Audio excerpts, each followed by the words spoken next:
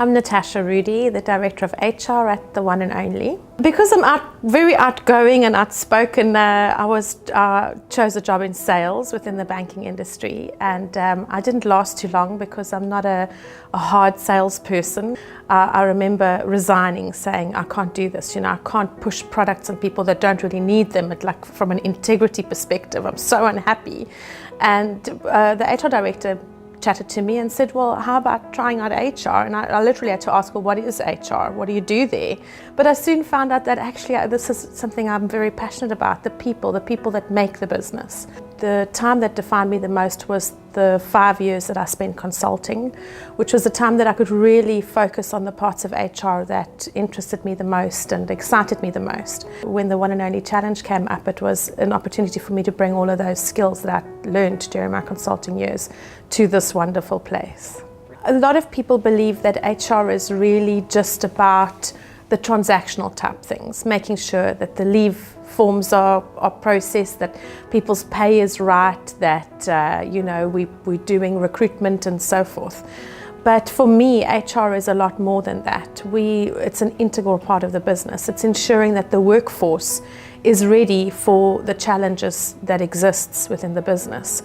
The thing that really attracted me to working here is that Richard and I have a very similar belief set around people. And I love working in an environment where we're trying to help people be great, and that every single person working in this business, we want to find a way to unlock greatness within them. I believe that people are as good as they believe they are. And so you just have to read like Malcolm Gladwell's Outliers to know it's not about what you're inherently born with. It's not always about what you have, but it's about what you believe you can have.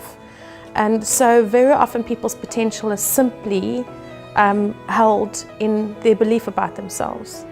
So even if they move one step forward, and it might not even be at work, it might be in their community, it might be in their church, it might be what they could do as a leader in their home.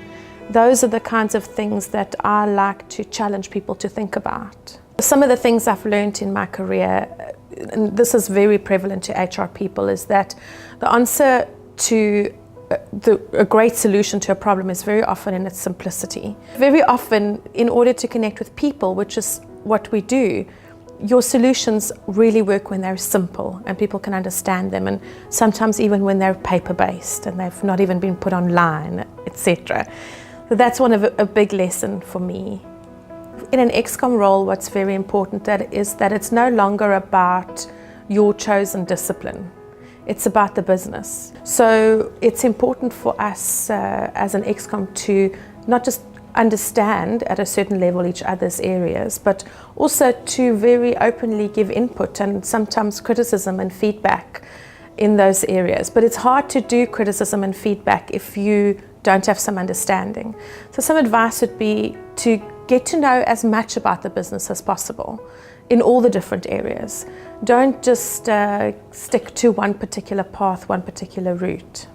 The other thing it takes to be an Excon member is to understand that you have an element of a burden on you, in that you can never not address things. So if you see something in the business that you believe is not functioning well according to your belief, you have a duty to say something about it, have the conversation.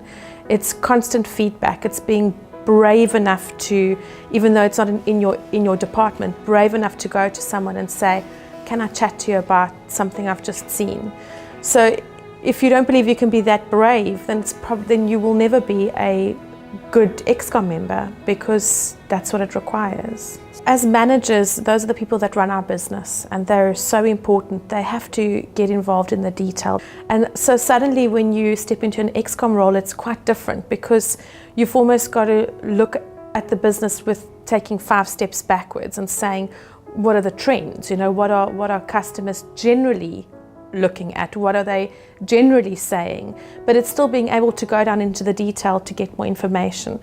What I've really loved about this particular Excon team is that things happen fast. So we have a weekly catch-up meeting, and that meeting is never more than an hour. It's quite an open conversation. There's not a lot of ego attached to anyone in the group.